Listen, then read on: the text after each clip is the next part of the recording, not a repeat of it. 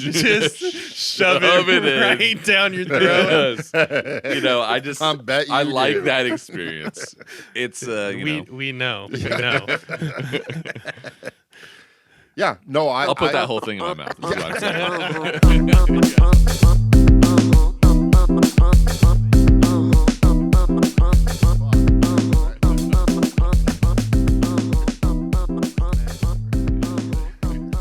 All right. Well, welcome to Alcohol Content. I'm here with myself, Austin, Ryan, and Rick. And we're going to be drinking some alcohol, tasting some shit, and seeing how good it is. So, Rick, what's our price range today? So, decided to do the price range that is sort of endless, if you will. It's the $20 price range. So, again, 20 to 30. It's 20 to 30. So it can't be $19.99. It's not included. It can't be, $30 or just creeping into that will go into a different price range. So whatever we're tasting today will have cost at where we're located previous to tax $20 all the way to $29.99. And like I said, there's tons and tons of potential whiskeys in that price range. Yeah. It's a very, very crowded price range. So what you're saying is this is going to be one installment of a series. Yeah.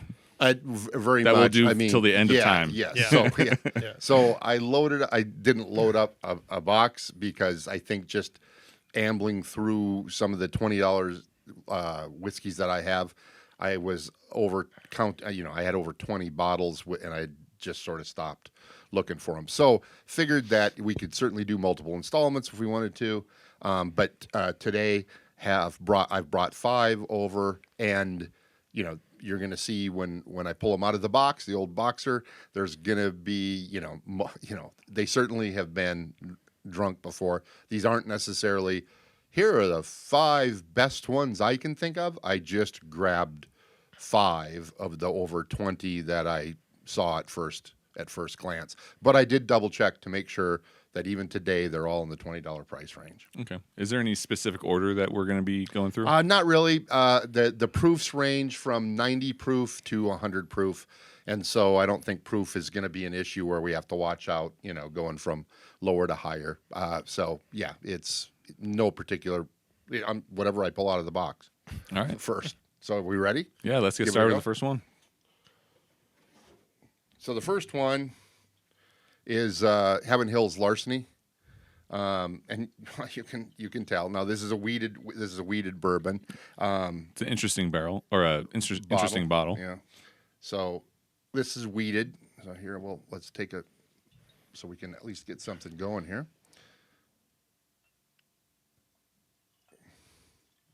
The old keyhole trick. Yeah. And this one today in our market, it runs for $26.95. Evidently, I wanted to take advantage of you later. That's incest. And we all know that's best. His best when drunk. Yeah. Yes. So this one's, I think, Larceny, a drop of incest. 92 proof or whatever. It's a weeded mash bill. So that just means after corn, wheat is the second highest ingredient in the mash bill. Yep. And this is small batch? Yes, small batch. Mm-hmm. So in a price range like we're in now, does small batch mean anything, or is that more of a selling point? Both. Yeah. Both. Okay. I mean, it is a selling point for sure. But theoretically, I mean, what do you consider a small batch? Because some of these distilleries are fucking huge and they produce thousands and tens of thousands of bottles. So that's their small batch. But is that what? It's not like if you make 5,000 bottles or less, that can be considered small batch. So it's just dependent on.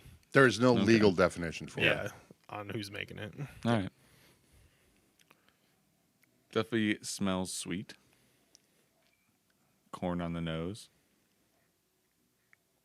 And weeded ones typically are a little sweeter. Okay, it's weeded. I missed that.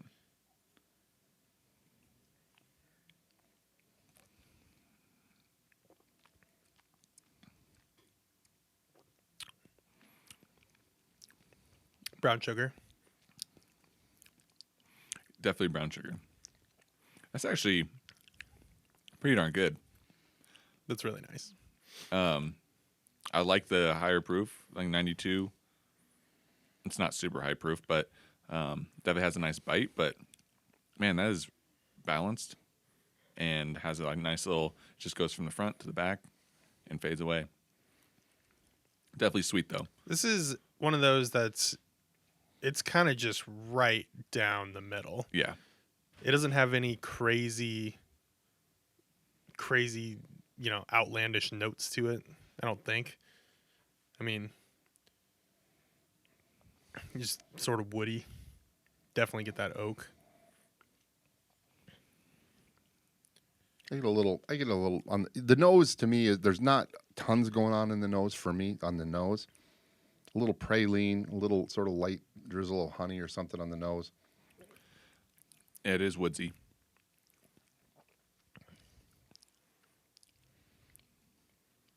I think this is just overall, like you said, straight down the middle. Definitely is like a solid whiskey. Yeah, non-offensive in any way whatsoever. A fairly nice, overall taste. And come on, let's be honest. Anything that our palate likes here, we're in the $20 range, and so that's a win. It's not like you spent $90 for this bottle or something like that. So I think it's easy to forget that you can get good tasting alcohol in cheaper price ranges. Yeah, you just need to know what you're buying. Well, because everybody's seeking out all those unicorn bottles and stuff, and there's tons of good stuff on the shelf that are affordable. That's also the problem with a lot of newer distilleries too. As soon as somebody's new and puts out a whiskey, it's like, well, that's $70. Oh, that's nice. Yeah. When this is better and it's $25 or whatever. Yeah. $26.95 in today's market where we are. I definitely think they did a good job with the branding. Because it is cheaper, but this is eye-catching. Yeah, well, so I think it's a little corny. I think it's a little bit of a corny design, but it makes sense. Yes. So I think the stories on the back of the bottle are why they're calling it Larceny with John Fitzgerald. So John E. Fitzgerald's weakness was fine bourbon. As a treasury agent who at the time was the only person legally allowed to carry keys to the rick houses, he gave in to temptation, freely taking from the best barrels in each rick house. Those that contained wheated bourbon made with wheat instead of traditional rye. These eventually became known as the distillery, known around the distillery as Fitzgerald barrels. Now Larceny Bourbon honors both the superb taste of the lawless treasury agent and the legacy of old Fitzgerald brand. So they're celebrating this fucking asshole that's just breaking in and around and stealing stuff. What a dick! But so I get the keyhole. You were enjoying the bottle and just what it looked like, and that it has a story, and then however fabricated everything or has a story now. real. Yeah. I know, but they're putting it out front, so I'll give them. I mean, it's always about to me the liquid in the bottle and how it tastes on your palate, But you gotta I'm gonna give a nod of the hat to come on, somebody in marketing is doing something, but they're not trying to also. I mean, again, it's not like they're selling this for $150 and standing behind a story. It is what it is, and I'll give them props for somebody in the marketing department, developing this. Yeah. It's relatively new. I mean, it's not new in the last year, but how long ago did this come on? 3-4 years ago or whatever. I could be wrong with that. I mean, I was still working in the liquor store when it came out. Yeah. Now, I will say, if I was spending $60, that story would mean much less if it tasted like this. Well, to me, that they'd be more accurate because they'd be stealing from you. There you go. I have an aversion to that because when I did work in a liquor store, we were like corporate programmed to try to sell a story, and it was just like stories sell. You got to sell the story. And I was just like, I would rather just sell something that tastes good. Yeah. And my story can be, hey, I drink this and this is good. I don't think that would sell me. I think I would look at the back and be like, oh, well, this is kind of fun. And the price range matches, like... You're a fucking plebeian. the story and the price ranges that's kind of where they need to be. Yeah. Because when you get in the higher alcohols, it's more of like the history of like the actual bourbon themselves of the company. And that's what's funny. Most of the stories that you're seeing are people that are actually used in the industry of whiskey. Yeah. This Not guy was just some an dude asshole. who just had the keys and stole shit. It's like, oh, I'm gonna get drunk tonight. And I like how they talk about it gives into temptation. It's like, what? They're promoting alcoholism. Yeah. Which so are we. So yeah, I get it. All right. Well, let's drop this bad boy down the hatch. Some final thoughts. I'm just sort of the fumes that are left. I'm getting a butterscotch, oak and butterscotch on sort of the remnants that are left. I get kind of almost like a woodsy perfume or like a cologne. Kind of a musky cologne. Oh yeah, thing. Yeah. Rick, are you drinking at work again? It's in my bottom drawer. Yeah, it's unoffensive. It's not bad. I don't. Give us the official price. This is $26.95 in our market right now, pre-tax. I mean, as of today. 92 proof. As of today, 92 proof. I think you could give this to a bunch of people and everyone would love it. This is a really good entry point into whiskey. This is a good gift for if you don't like them that much. I went over to some friend's house and did a whiskey tasting, and I grabbed far too many whiskeys, but this was one of them. And there were several people that certainly drink some whiskey, and they might not have known a lot about whiskey, but they definitely weren't new to whiskey. But one of the guy's wives was new to whiskey, and she was a trooper. She tried, every single one a little bit, and she tasted this and went, "Oh, what's this?" I mean, over all the others, and there were some, fairly expensive things in the lineup, and so I think that sort of speaks to what you're talking about, Austin. Yeah, it's that sweetness, weeded, smooth. The overused word "smooth," but it's like, it's easy. Smooth it's equals sugar. Yeah, basically, the less sweeter things are more appealing, even if you don't think that. Mm-hmm. Yeah.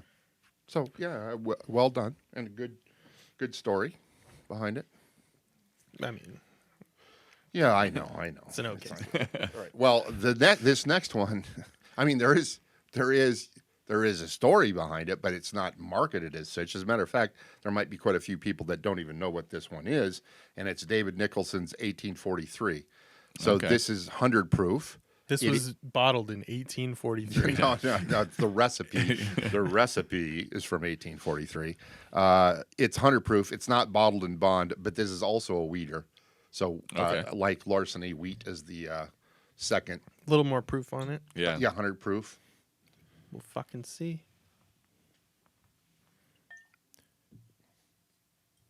And Nicholson, that was made by Barton, right? Well, I do know that at some point in time that it was I think David Nicholson was a big like grocery store owner or whatever, and distilled his own spirits, or at least lent his name to it or whatever. I know in 2000 it was bought out by was Lux Row? Did Lux Row buy this? Oh, one? You're right. Yeah, Lux Row.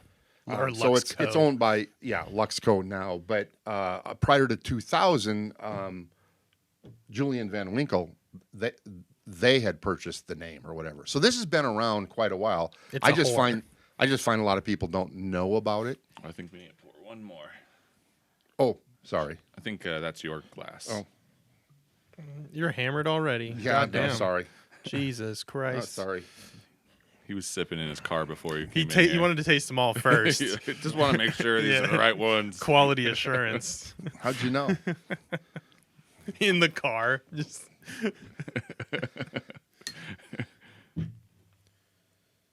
And this one in our market, it can be had for $24.95. So basically, same price point. This just has a little bit higher proof. Yep. Both wheated. Ooh. I'm getting more of a nose on this one.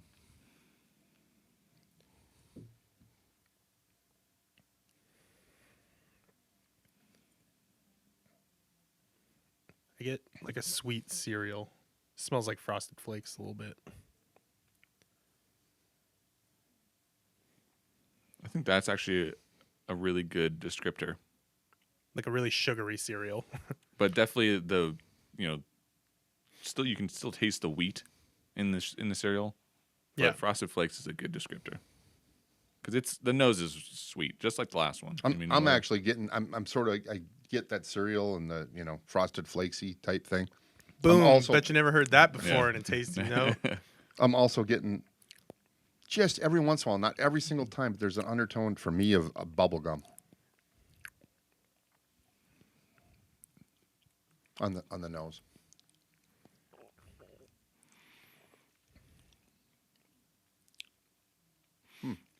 I think this is a little bit more complex than the Larceny. Larceny was definitely sweet forward. This is sweet, but a lot more mellow. Kind of the same flavor profile, though.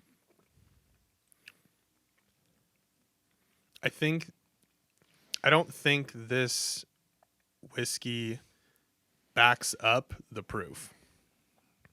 I think the proof comes through a little too much, and the rest of the profile doesn't stand up with the proof on it. So you're saying it's a little hot? I think it's only 100 proof, so it's not super alcoholic, but I think it comes through more than it should. There aren't other things to balance out that 100 proof. I think it falls a little flat. I think since it's not as sweet, you can get that more woodsy flavor, kind of damp. I don't want to say mold, but because that's a negative descriptor. It's just like woodsy. And I do think it is. I feel like I'm licking a charcuterie board. Yeah. I do think it's better the middle of the tongue. Not when it first hits my tongue, and not when it's been there after a while. It's like when it's transitioning, I think it tastes better. Mid palate. Yeah. Yeah. I think the mid palate's probably the best.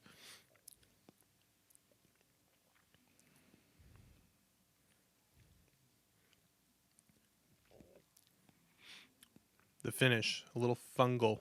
That's A little fungal. You agree with that? A little bit, yeah. Just licked some moss. Yeah. Yeah. Like moist. Moist. Yeah. Moist. Moist. Jesus Christ. You guys. I mean, I'm getting. I guess I can a little bit on the back end. A little of that. I think. Not to the degree that you are, and I'm still. The bubble gum on the nose is coming out more for me. For some reason. If I imagine it, I can kind of get it, but if I make up what I'm smelling, then yeah. If I lie to both of you right now, I think that's what I'm smelling. So I think maybe I don't know if this is what. Here's what's happening for me. There's pretty good flavor going on for me on the taste on the palate, all the way midway through, and then that sort of rich sort of flavor dissipates, and now it becomes sort of just drying alcohol. It literally starts tannic. Yeah, with a little. Exactly, a little tannic. There are tannins, and it is. Cottonmouth. It gives you cottonmouth. Yeah, that's drying. Yeah, and I think that flavor, it's like literally evaporating with the alcohol, because right after the flavor disappears is when the alcohol goes up my nose, and it just kind of starts spreading, and I'm left over with the dry mouth. Well, I guess there's a reason that John Fitzgerald didn't tap into David Nicholson. Yeah. He had the key. He was like, nah, this is shit. So, it's less smooth and it's less sweet. Yes. So, for sure. I think its higher proof doesn't do itself any justice. I will say I do think the Larceny is just much more approachable. 100%. For especially, yes, it is. But I'm not personally. I would not give up completely on the 1843. Me personally, to me, it's more complex, and there's a couple rougher edges for sure. But sometimes that makes it a little more interesting. Certainly, a newbie is gonna between these two would gravitate towards Larceny immediately. And I think maybe since we also tried it after something that was so sweet and smooth, and that is the flaw in doing any tasting. Yeah, it always depends on the order and what you ate before this, and everything like that. So that's, I mean, just a little anecdote about the Sagamore Rye cast strength is I had it without anything, and beforehand we thought it didn't do itself any justice against the Sagamore double oaked, and I loved it when I didn't have any, I didn't have any food or anything. I loved it a lot, and then I had chips and hummus, and I take another sip of it, and the salt in the chips just completely destroyed the alcohol, and it had no flavor component at all. So, I mean, everything is a factor into how we're tasting. Yeah, I loaded up a box and took some whiskey for another blind whiskey tasting over to another place, and midway through, actually we were about 2/3 of the way through, and I mean, people were really enjoying it. They even non-whiskey drink. I mean, they were hitting. I mean, they're pulling out notes for them and stuff. I mean, it was pretty darn interesting. And then, okay, it's time to eat. And so it was sort of a picnic. It was a summer afternoon, and so people ate, and then we'll do this. We'll finish up the last 3 bottles after we eat, and it's like, this tastes like shit. This is horrible. This is and it's like, and I've had them all before, and I'd actually sort of, in my opinion, saved some of the better ones for last, but that's not what came through. So. And I think that's why wine goes with food, where, like, I've never really paired whiskey with dinner. Like, I'm not going to drink whiskey with dinner, The Ron Swanson, the steak and Lagavulin 16. Oh.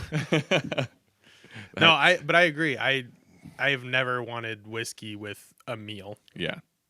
Ever. After. And don't do it with chips and hummus. Oh. Especially a nice thing like the Sagamore cast strength. After, or what was that cigar last night? That was a Rocky Patel, some sort of anniversary. Flexing cigars on us? Yeah. It was. Can honestly say I don't know that much about cigars. I know just enough to, like, get decent ones, but I don't know shit. I don't know, but it was going really well. It was a good cigar. It did change some of the whiskeys. We had a couple whiskeys with it, and it did change the flavor of the whiskeys a little bit, but not necessarily to the negative. Yeah. Well, and there's a whole science behind what kind of cigar you have with what kind of whiskey. Like, how dark is the cigar? How smoky is the whiskey? I mean, it's a whole thing, which is interesting. But goddamn, there's a lot of both those things. Yeah. What do we got? So you dropping shit? What's going on? It almost. Fucking grab bag. Here we go. This is the lowest proof one we've got. Buffalo Trace. Oh. And so this is their their flagship one in our market. There are times when it's like, well, there's the tag on the shelf and there's nothing there, but you can generally find Buffalo Trace in our market, and it's $25.95 in our market right now. But I do realize there's places in the country that struggle to find the Buffalo Trace products. And it depends on where you're getting it too, because I know I just saw Buffalo Trace at a Total Wine here, and it was more than $30. Oh, wow. But then I just bought a bottle today that was not there, and it was under $30. Yeah. So it depends who's trying to screw you out of some more money. This has a really interesting nose.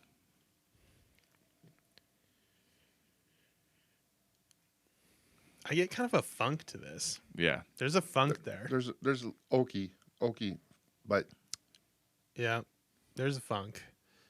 Not bad. No. But it's definitely funky. Yeah, it's funky. These are going to be some negative descriptors, but perfect. Let's plastic, shit on Buffalo Trace. Plastic I like it. and rubbery not like burnt rubber or anything, but synthetic materials.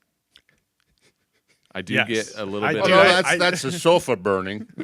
Yeah, this is like a polyethylene nylon burning. This like this looks like the precursor to mesothelioma.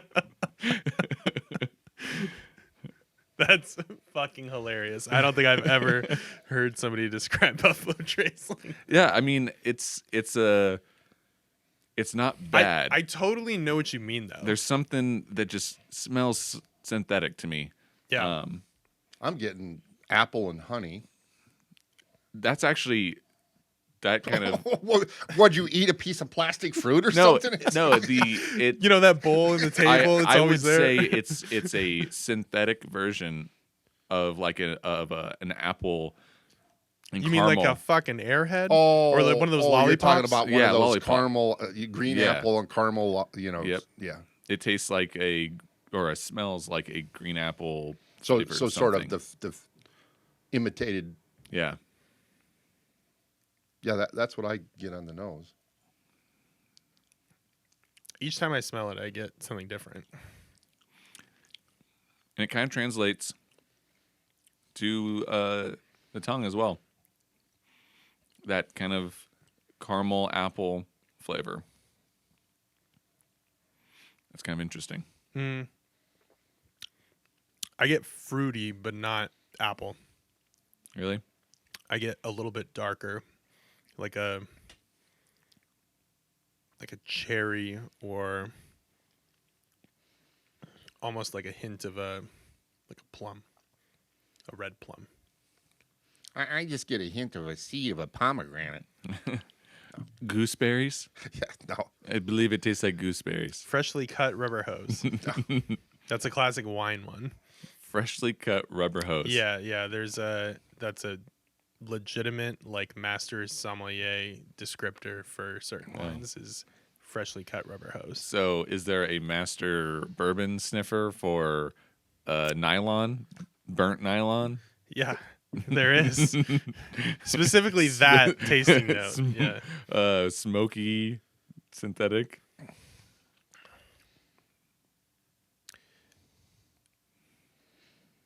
It sounds like we're really shitting on Buffalo Trace, but it is actually pretty good. I mean, though I will say, I remember the very first time you were the one that actually introduced me to Buffalo Trace, and I did not really like it. No. This actually has, we were using Complex for the 1843. I do believe this is actually better fitting of that descriptor because it has that sweetness.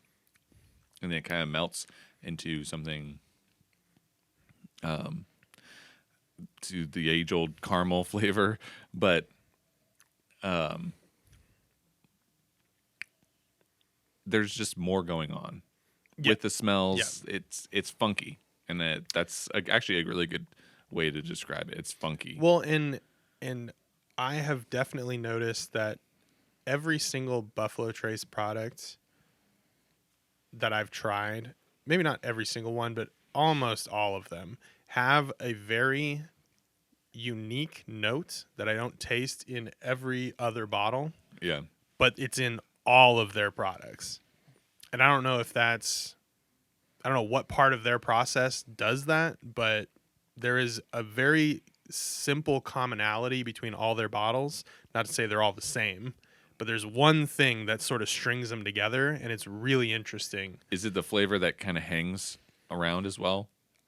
Yeah. I mean, it's almost part of the woody, like oaky note to it, but it's a very specific kind of oaky note like that you don't must be get. Their barrels that they use or something. Yeah, I don't know if it's the barrels. I don't know if it's just where they're storing it. I mean, obviously, yeah, there's differences in their other expressions, but goddamn, there's something there that they're doing that no one else can replicate. It's good. It's sweet. I pick up, certainly a light fruit note, honey. It definitely does finish, or not. It's throughout, but then it finishes, and not too strongly. Or it's balanced a little bit with. There's definitely an oak, You can taste a little bit of a barrel there. Not in a bad way at all. Some vanilla bean. Yeah, there's definitely a hint of vanilla. Yeah. And now that I'm just smelling the remnants, the vanilla. Yeah, almost like a vanilla bean itself. The actual bean or whatever. That's why I was just split open or whatever. The ice cream, has little bits of the vanilla bean in it, along with some oak.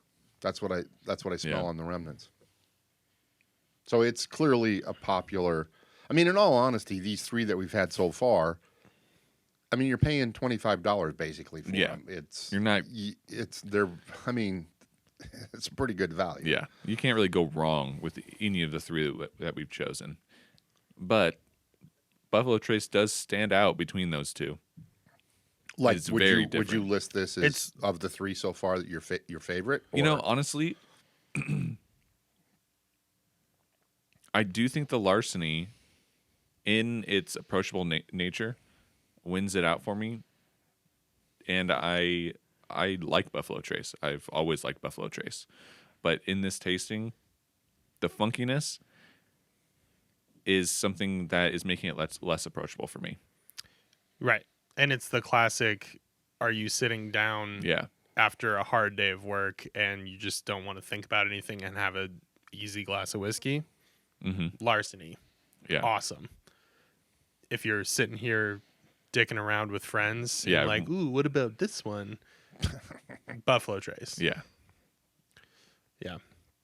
So I'm actually kind of surprised at what I'm tasting with the Buffalo Trace. I haven't had actual Buffalo Trace in a really long time. So, because I've been drinking Eagle Rare instead. And that's way better. I mean, Buffalo Trace is my least favorite Buffalo Trace product. Yeah. Including Ancient Age, the fucking $12 bottle. Well, yes, I will say that we've done tastings.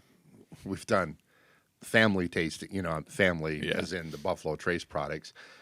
And I mean, not every single one, but certainly, a pretty good lineup from Ancient Aged, Buffalo Trace, and Eagle Rare, and Elmer T. Lee, and Colonel Taylor, one or two Blantons. And Ancient Age at $11.99, which we don't have here today, batted way above its price point. As a matter of fact, some people had it second and third in a lineup of about 7 or 8. I did. I rated that shit above better things. Yeah. In a blind taste. Yeah. Definitely Buffalo Trace. I rated Buffalo Trace last out of all of Buffalo Trace's whiskeys that we tried.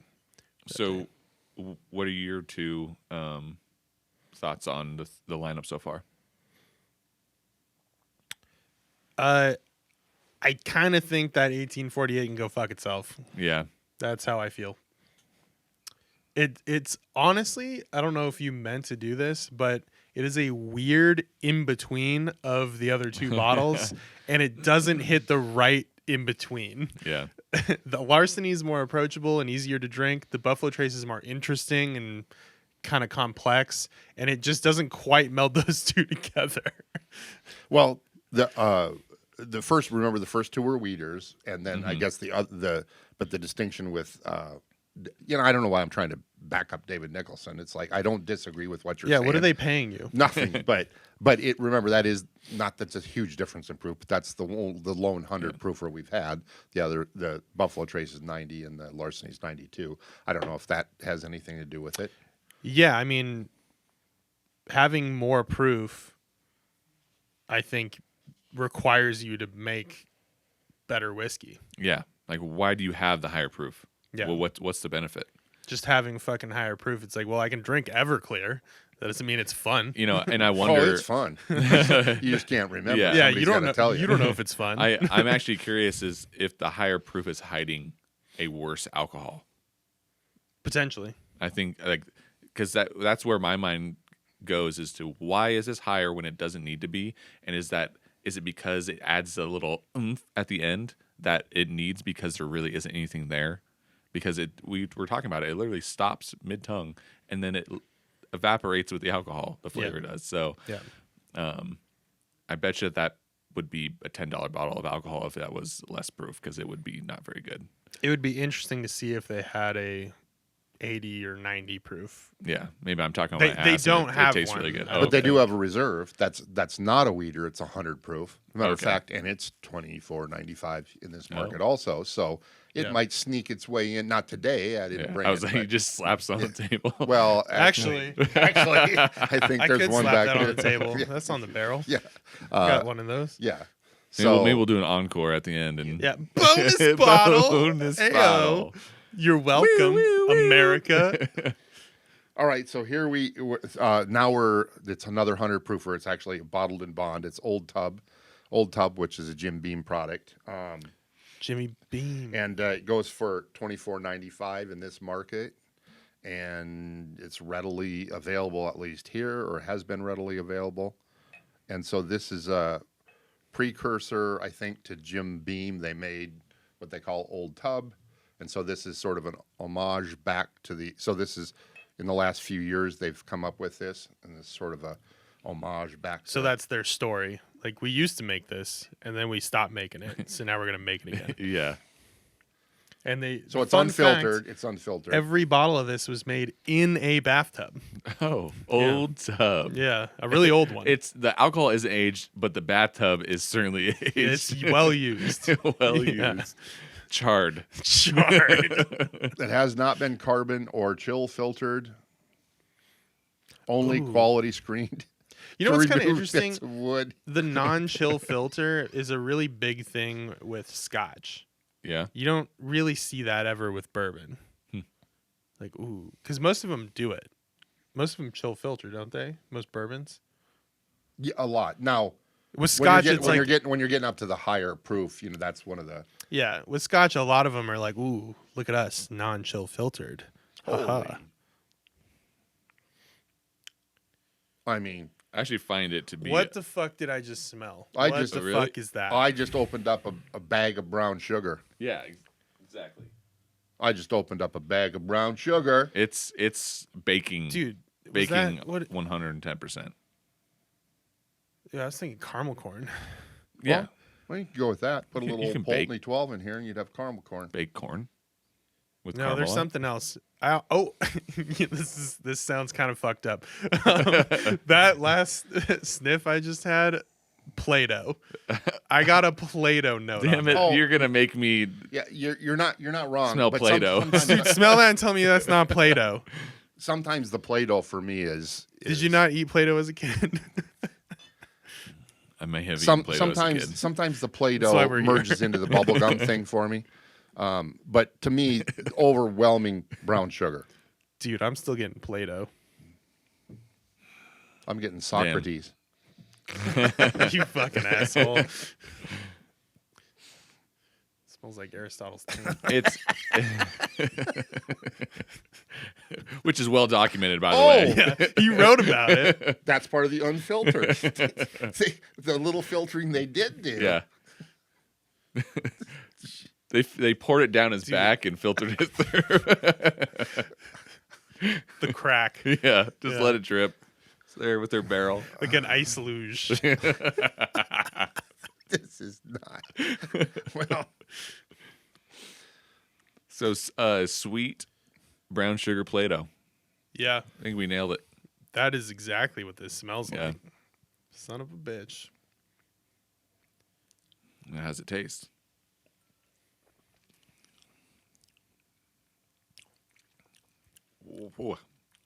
Wow. Well, first off, it doesn't taste like Play-Doh. It does not. I'll just get that out there. What's the proof of this one? 100. It's bottled in bond, yeah. All right. This has more of a kick than any of them, for sure. This, I think, deserves and earns compared to the 1843, which doesn't.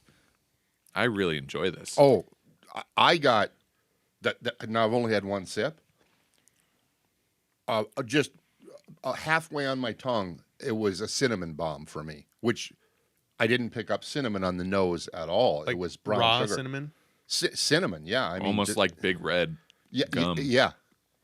Now, and then that cinnamon dissipates, but I almost feel like it's this flavor of cinnamon but the burn is being simulated with the alcohol, and so it just kind of feels like cinnamon. Oh, I'm definitely getting big red gum cinnamon, not quite red hot cinnamon. And the other thing, don't get that. I don't get that at all. That's interesting. Man, this is just good. So sipping this, when I'm experiencing it, I am enjoying it, and then I think about it, and I don't know why I like it. I shouldn't like it. It doesn't make sense. This is a good experience, and I mean, out of all of them, still smell Play-Doh though. Because for me, why I really like drinking whiskey or alcohol in general is the experience. It doesn't matter if it's weird or it tastes bad, as long as it's a fun experience. All of these were kind of classic flavors. The Buffalo Trace was an experience, complex, strange. The Old Tub is like classic bonded experience. Just how much hits you with the proof. $24.95. Everyone should have one of these in their collection. So now, if you're trying to buy, like, start a bar, not a retail bar, but like your home bar, you should have one of these for sure. Definitely. What's sort of interesting is they're totally unscientific. I can't remember how many people said that they really enjoyed it and liked it, through different tastings that I've, done. But it's almost either sort of a love, like I really enjoyed that experience and like it a lot, or what is this? I mean, it was just too odd for some people, or it hits their palate wrong. So I haven't had anybody go, that's so. That's pretty. I've never had that. It's either, wow, this is really interesting and I like it or enjoy it, or what is that? It was over a taint. I don't like this at all. Yeah, that's really interesting, but I can see that. Like, in drinking this, I can see how people are going to say, fuck this. What the fuck am I tasting? But are those the people that didn't eat Play-Doh as a kid? The aftertaste is kind of interesting. It's like an apple skin kind of flavor. Which kind of apple? I would say it's green apple. Not green apple flavor, the skin of a green apple, though. I'm thinking like if you hear a green apple, like I might even remove the apple from it and just say lettuce, greens in general. It has like the bitterness of. I thought you were just gonna go with the color green. It tastes like the color green. It tastes like it tastes like wax green crayons. How much stuff did you eat I also ate as a kid. I would dip it in my Play-Doh, sniff it, and then I'd eat it. Just do a little sprinkle. Like, see, to me, hey, Mom, I made dinner. That Play-Doh to me is making it's dough, but not Play-Doh. It's dough rolling out like some fresh cinnamon rolls. That's what it smells like to me, and maybe that's reinforced with when I drink it and I get that hit of cinnamon, even though it's not like the cinnamon you'd put on. It's a little more. I don't really want to say fakey, but you nailed it, sort of with the big red gum or something like that. Definitely some cinnamon taste, but it's pretty pleasant because it's also got some softer, brown sugar caramel notes and stuff to offset that sort of cinnamon. I think. Well, what is the difference between real dough and Play-Doh? What is Play-Doh made out of? Dough. I have no idea. It's made out of play. How the fuck did they make Play-Doh? That's a good question, and I don't want to know, because you know how many kids eat Play-Doh? They mixed cornstarch. Is that why we are how we are? Yeah, they mixed cornstarch and Flint, Michigan water. Yeah, that's how they made Play-Doh. No, it could go purify yourself in the waters of Lake Minnetonka. So it's weird. That's a weird bottle of whiskey. Like, it's good though. I'm just gonna go all out. This is my favorite one so far. I really enjoy this. I've had people say that's a bottle. I mean, that's a sink pour. I mean, seriously, it's really weird. It divides. Wait, a sink pour? Pour it out. Pour it out. Might as well sink. Pour it out in the tub, right? Well, yeah, I mean, exactly. Yeah, take a bath in or something. But then on the other hand, I've had people that's really good, and then seek it out. So, I don't see how you could honestly disregard that bottle. Well, everybody you can't everybody's disregard palate's it, but different. How weird that is. I feel like it's a slope. You're on like a razor's edge, and you can fall one way or another. Yeah, on it. that's right up my alley. I like the higher proof explosions that on your tongue and just move. I love when things just move right on through.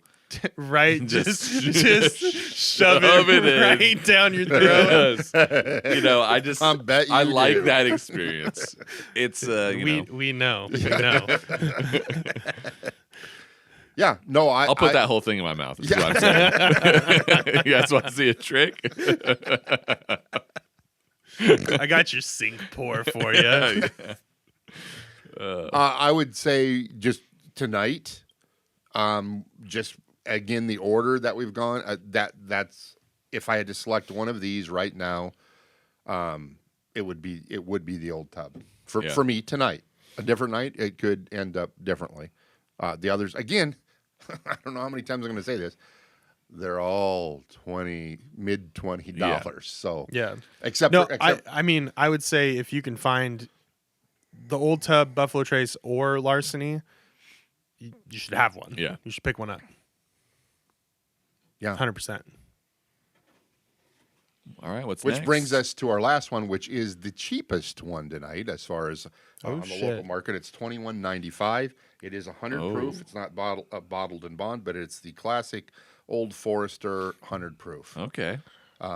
So they make a bottled in bonds, and I believe that's their 1897 bottle. This is not bottled in bond, but is 100 proof. Which, how long do they age this? I have no idea. I don't know either. Thanks. You'd think it would be less than 4 years if they have the bottled in bonds and then also this. So, remind me again, bottled in bond, that's a certain mash bill, right? No. No? Yeah. Does not have to be a certain mash bill. It has to be bourbon. So, 51% corn or more. 4 years. Has to be 4 years aged, has to be 100 proof, and then it's one distilling season, one distiller. Yeah. Okay. So it's just federal regulations. regulations. 1897, I think, is when it passed. So why would this not be bottled in bond? They're not meeting one of those. It is 100 proof, but they're not meeting any. Maybe it's not 4 years. Maybe it's not one. Well, it is one distillery. I don't know, but it's one. But it might season. not be one season. Right. They could have mixed. They could be blending over multiple years to provide consistency. But I mean, Old Forester is about as steady. This is $21.95. Jesus Christ, $20. So this is the only. I didn't realize this, but not that it really matters to me in the $20 range. But this is the only one that's the old screw top, no cork. But again, it's $21.95.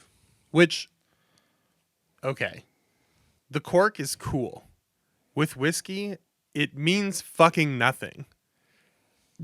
I'm just gonna throw that out there. Like having a screw cap for whiskey versus a cork does not matter. With wine, it matters. With whiskey, it fucking doesn't. Because wine, you want corks if you want the bottle to age and it's good quality, because it lets in a little bit of oxygen and it develops it over time. With whiskey, oxygen isn't going to do shit to that. But which one would let more ethanol out? Theoretically, the corks would. So all those but realistically, cast strength dudes who have cork bottles, they're all fake corks anyway. Yeah. They're not using real cork. Well, there's some real cork there. What, the Buffalo Trace? Buffalo Trace and the Nicholson. Yeah. Maybe even the Larceny. I can't tell. This is the But even with the cap, synthetic. like it's not really developing it. But in reality, you don't want it to. You don't want the ethanol to escape. You're just lowering the proof. Wow. What did you smell? Or did you just leap right ahead? I just kind of went into it, and it's blowing my mouth away, that's for sure. In a good way or a bad way? Yeah. Wow. I actually really enjoy the nose on this. Yeah. It's pleasant. Woo. This. Oh, I'm getting apple. I'm getting caramel, but not in fake ways. Wow. we are moving up in scale and lower on the price range by a few dollars. That's an experience. Yeah. Oh, it's still going. So for me, I got smoky right on the tongue, and then it went to root beer, and then now I have a bit of iodine kind of in the back of my palate. Cherry as well.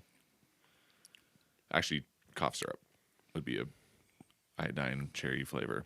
A little NyQuil. I get green apple up front. I get green apple up front. Then it goes almost to me to a cherry Coke. You guys get like that, like a mesquite or some sort of smoke? Yes, just a slight hint in a very good way. Not it kind of like flashes and then it just fades but away. not offensive. I mean, this is quite complex. Yeah. I mean, you talk about experience all the time. It's an experience from the nose. I mean, this is a strong nose. All of the other alcohols we've tried have not been like, first of all, this offensive with the ethanol on the nose. I can smell the alcohol, but in that, when it burns my nose, I can still get the heavy scents. It's hot. Oh yeah, but it doesn't. The smell or the taste too? The both. But it's not offensive. Like, you definitely feel it. Like, if you breathe out, like, you're breathing a little fire. Yeah. But it doesn't put me off on it. Damn. I keep saying that this is the best one. Are we just repping Old Forester right now? I think so. This is a $21.99 bottle. $21.95. Wow. At the moment. No shit. Because isn't there 86 proof? There is. Their basic there one? is, yes. $19.99. I think, dude, Old Forester, man. I hate complimenting them so much because people are starting to buy them more. Yeah. Like, I don't want people to know about Old Forester because it's so fucking dope. Yeah. Don't listen to me. Don't buy it. I think I keep getting amazed because my tendency, my price range is like, all right, so let's say a $50 to $70 bottle. And I'm like, I want the best. But then both you guys end up showing me things that are super cheap that punch way above their weight and blow out those more expensive bottles. And this is definitely one of those. I mean, this is a great bottle of alcohol. This could and has done damage in blind tastings. I've snuck this bottle in as sort of like the ringer, among $70 bottles, and it always does well. I find this very hard to believe that it's not 4 years at least. Yeah, like I would be very surprised if this was less than 4 years, because this is. I mean, the color of it, the flavor profile, no fucking way. I want to stack it up with them. Yeah. So the only thing I can think of is it's not considered bottled and bond is they're using multiple growing seasons and distilling seasons to make a consistent product and keep it cheap. Yeah, which is only to our benefit.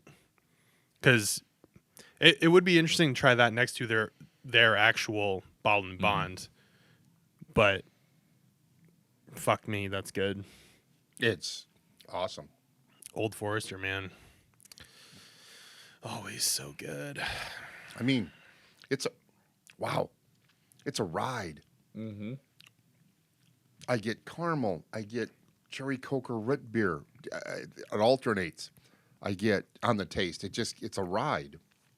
I get a little, just a slight. I don't want to use the word smoke because that makes it sound. Yeah. But there's just some little hint of that. Roasted. It's like something that just roasted. adds some complexity, balance, and complexity. So this is the perfect example of what I talk about when I'm talking about balance. Yeah. Like this wavers but it stays. It goes up and down, but it stays within its wavelength. There's the alcohol balanced with the sweetness, balanced with the wood.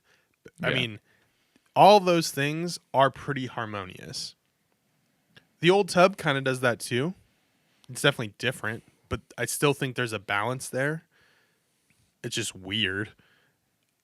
Buffalo Trace has a good balance to it. The 1848 does not have the balance at all. No. The Larceny has a balance, but it definitely tilts to the newer, like, sweeter side. So it's not bad. Yeah. But lots of corn. You could up the proof on that to 100 proof, maybe, and it might be amazing. Yeah. What's that? The Larceny. So, one thing that's kind of interesting, though, what the Old Forester has is it's a old brand with a lot of different types of alcohol, a lot of aged statement alcohol, and if they're able to if that's not their bottle and bond, so they're able to mix in different alcohols, they can provide a unique mixture and keep it cheap. And I think that's what is definitely happening. They're taking stuff from their more expensive bottled alcohol, or not bottled, barreled alcohol, and definitely being able to hit a lower price range that no one else is able to. 100%. It could also be they're blending like 2-year bourbon with some of their bottle and bond. That's what like, okay. Like, we're just going to throw a little bit of this in there and then just 2-year bourbon. That's why I like the idea of bottle and bond, because I think it's more impressive because you're actually able to know what it is and compare it to other ones. Where like Buffalo, like all of these, we don't know small batch. What does that necessarily mean? Jack shit, really. They're mixing everything, and we don't know. And so, bottled and bond, single barrel, barrel proof, full proof, which there is a difference between barrel proof or barrel strength and full proof, which I learned recently. Do you want to elaborate?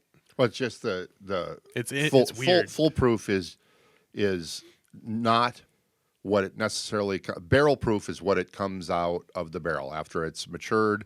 However many years, whatever they're doing. Well, so okay. Also, to backtrack though, it goes into the barrels at a higher proof than like 80 proof or 90 proof. Then, as it ages in the barrels, it gains more proof because it's evaporating water and shit. So it gets way up there.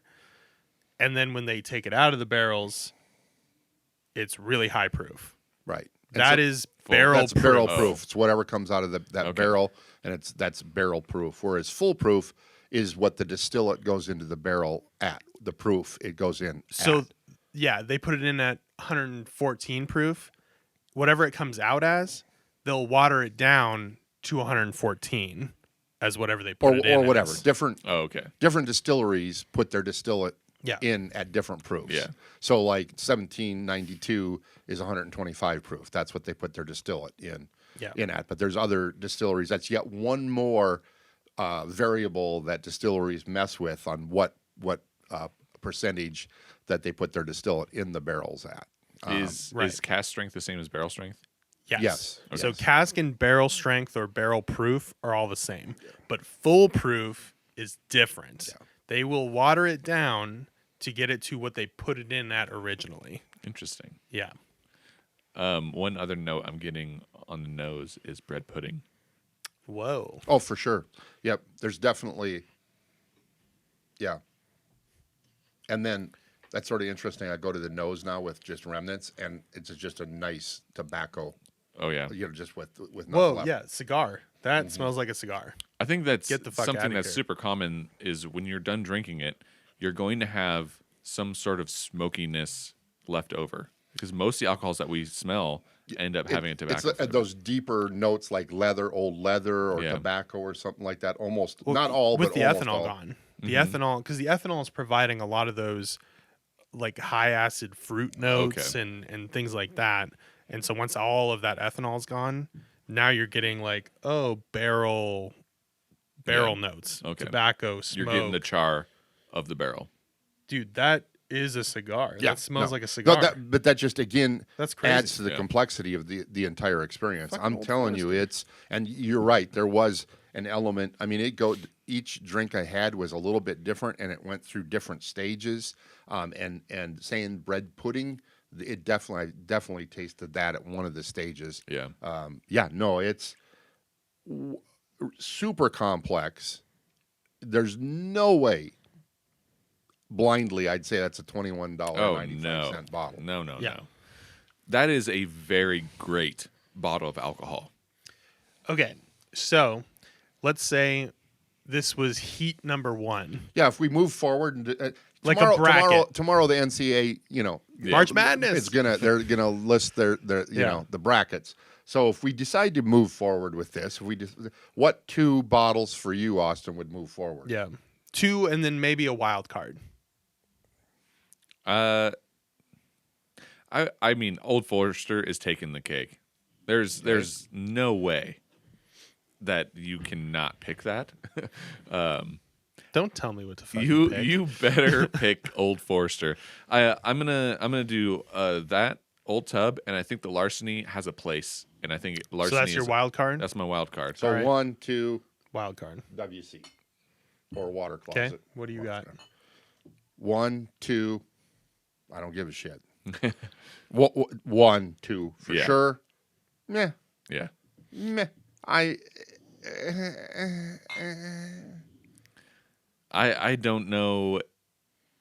I'm a little disappointed with the Buffalo Trace in this lineup. Yeah, for sure. What do you got? I think I'm in agreement. 1, 2. If I did a wild card, I would probably do Buffalo Trace. Oh, yeah. If I did a wild card. But if we're all in agreement on the top 2, we'll keep in mind these as wild cards if we go through other groups, and then if David. Yeah. I mean, they just need to pay us more money, and then maybe we'll like it. Yeah. Because we have sponsors from all these other ones. Yeah. There's definitely a gap. Yeah. And then there's another gap. I mean, this is like, let's put this way over here. That's how far I think that gap is. Yeah. This bottle is blowing my mind. I cannot believe that this is $21 because I'm spending money on bottles, and why am I doing that when I can just buy that? Well, I mean, it's fun to try all kinds of stuff. It is, but this would be you talked about a bottle you should have in your bar. You should have every Old Forester you can find. Yeah. If you ever see an Old Forester on a shelf at all, that's what you buy. But I do feel like that they're kind of a bully in this scenario. They're a bully.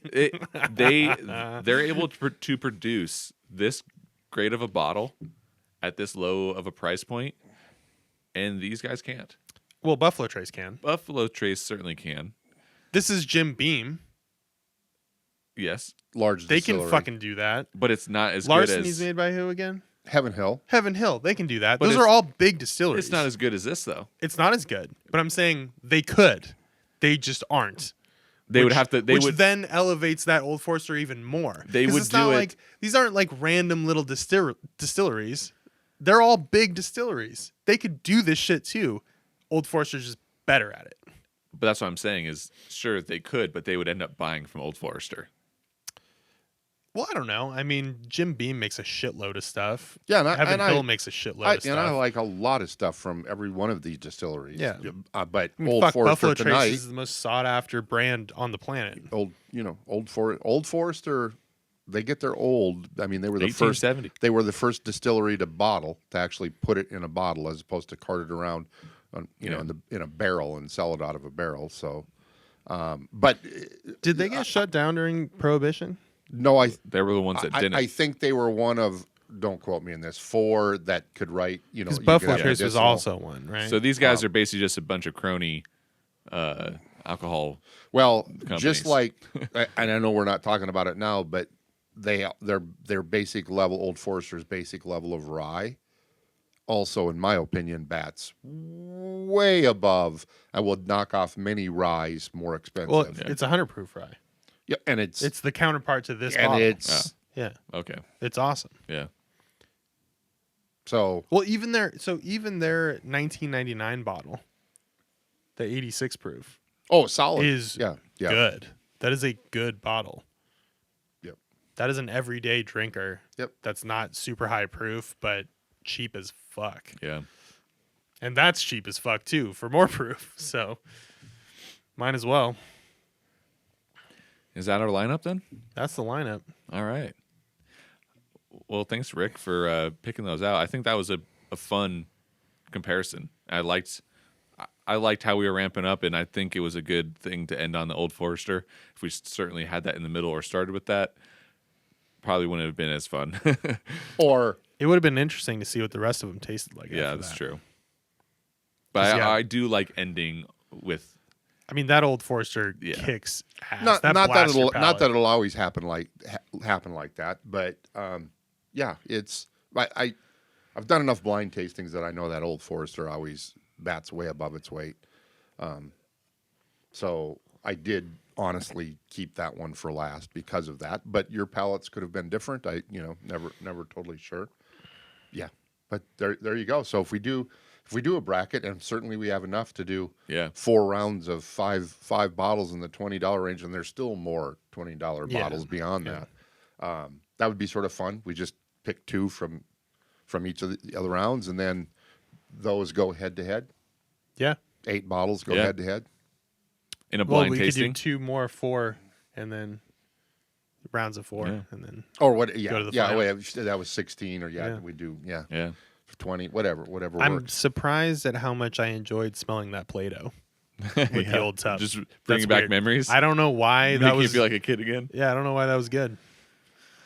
Cool. Well, if you're watching and you want to figure out which one wins the whole bracket, you gotta make sure you subscribe. Yeah, like and subscribe. Like and subscribe the Smash video. that Let us know that you like this content. And also, if you have any bottles in the $20 to $30 range, make sure to also let us know in the comments, because we don't know every single one. Yeah. And or don't. Yeah. That's also fine. Tell us we're full of shit. We actually do where know it every works, single too. one. We enjoy talking to each other, so that's all that's necessary for us. Yeah, cool. And sweet. Well, thanks again. That was a good tasting. Yep. All right. I'm gonna go get some. Move your clock forward.